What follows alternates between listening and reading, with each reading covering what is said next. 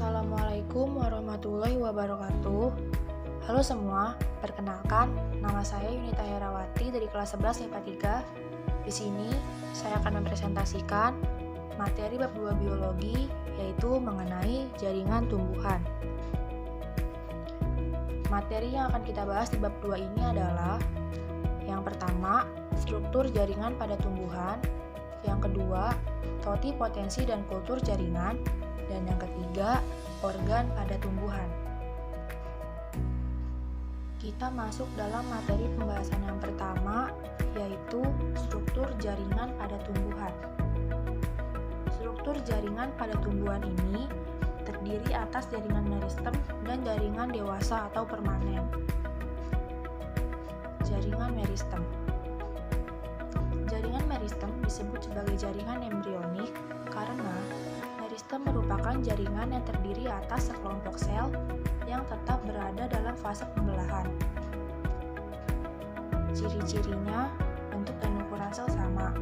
Sel tidak mengandung zat makanan, kaya akan protoplasma, dinding sel tipis, dan selnya selalu aktif membelah. Jenis jaringan meristem. Berdasarkan letak dibagi menjadi 3, yaitu meristem apikal, meristem lateral, dan meristem interkalar. Berdasarkan asal juga dibagi menjadi 3, yaitu meristem promaristem, meristem primer, dan meristem sekunder. Jaringan dewasa atau permanen. Jaringan dewasa adalah jaringan tumbuhan yang sudah mengalami pertumbuhan. Pada jaringan dewasa, sel-sel telah membelah dan telah terbentuk dengan sempurna berdasarkan fungsi-fungsinya. Ciri-cirinya, bentuk selnya relatif permanen, memiliki rongga sel yang besar, dinding selnya sudah mengalami penebalan, dan selnya tidak melakukan pembelahan. 1. Jaringan epidermis. Fungsi jaringan epidermis adalah sebagai pelindung dan berperan dalam penyerapan zat seperti pada akar yang muda. Selain itu, epidermis juga berfungsi dalam proses transportasi atau pertukaran zat. Ciri-cirinya adalah terdiri atas satu lapis sel, tersusun rapat dan tidak memiliki ruang antar sel, tersusun atas sel-sel hidup, dan tidak memiliki klorofil.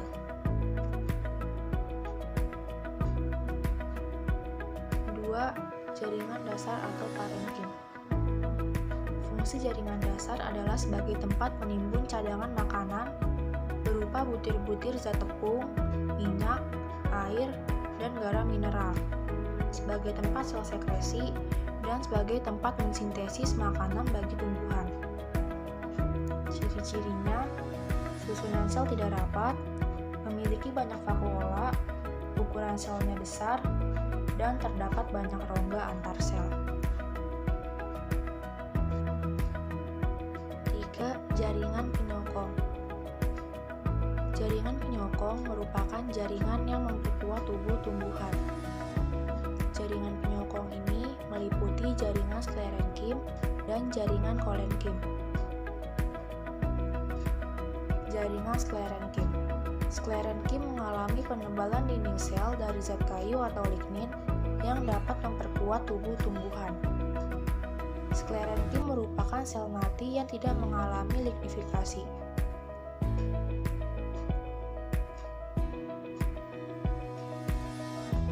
Jaringan kolenkim.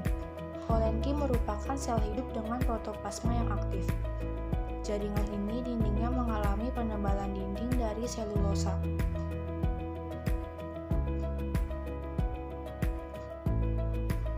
4. Jaringan pengangkut. Berbagai zat yang diperlukan tumbuhan diangkut oleh jaringan pengangkut. Jaringan pengangkut pada tumbuhan terdiri atas xilem dan flum. Xilem. Xilem berfungsi sebagai tempat untuk mengangkut air beserta zat mineral mulai dari akar hingga melalui bagian daun. Flum. Flum berfungsi menyebarkan dan membawa zat makanan sebagai hasil fotosintesis pada bagian-bagian tumbuhan yang akan terletak di bawahnya.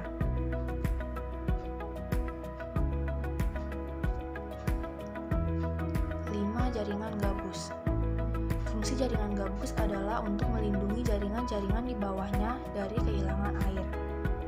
Jaringan gabus tersusun dari kambium gabus yang disebut velogem. Ciri-cirinya adalah tersusun atas sel-sel hidup kemudian mati, susunan selnya rapat, dinding sel mengalami penebalan oleh zat suberin, dan dapat berfungsi sebagai pengganti lapisan epidermis.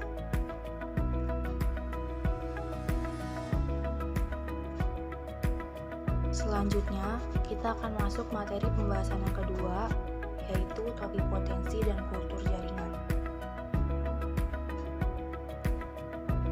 Totipotensi. Totipotensi dalam biologi sel menunjukkan kemampuan suatu sel untuk membagi diri menghasilkan macam-macam sel yang berbeda di dalam organisme. Kultur jaringan. Kultur jaringan adalah teknik menumbuh kembangkan bagian tumbuhan, baik berupa sel, jaringan, atau organ tubuh dalam kondisi aseptik. Metode ini dilakukan secara in vitro, di dalam botol atau tabung menjadi tumbuhan lengkap. Terakhir, kita masuk dalam materi 3, yaitu organ pada tumbuhan. 1. Akar. Akar berasal dari akar lembaga atau radikula, yaitu akar yang pertama kali tumbuh dari embrio dalam biji. Fungsi akar adalah sebagai penyokong berdirinya tumbuhan, menyerap air dan mineral dari dalam tanah. Berikut ini adalah bagian-bagian akar, ada korteks, endodermis, perisikel, xilem, dan flum. 2. Batang. Pada awal terbentuknya, batang berasal dari batang lembaga yang terdapat pada embrio di dalam biji. Pada pertumbuhan selanjutnya, batang berasal dari meritem apikal. Fungsi batang antara lain menghubungkan daun dengan akar dan tempat melekatnya daun, tangkai bunga, atau tangkai buah. Berikut ini adalah bagian-bagian batang monokotil dan batang dikotil. Dalam batang monokotil terdapat epidermis, jaringan dasar, dan berkas pembuluh. Sedangkan dalam batang dikotil terdapat epidermis, korteks, berkas pembuluh, kambium pembuluh, dan empulur. 3. Daun. Daun adalah organ tumbuhan di mana di dalamnya dapat ditemukan klorofil dalam jumlah yang banyak. Daun tersusun atas 3 tipe jaringan, yaitu jaringan epidermis, jaringan parenkim, dan jaringan pembuluh. Fungsi daun adalah tempat terjadinya fotosintesis dan sebagai organ pernapasan melalui stomata.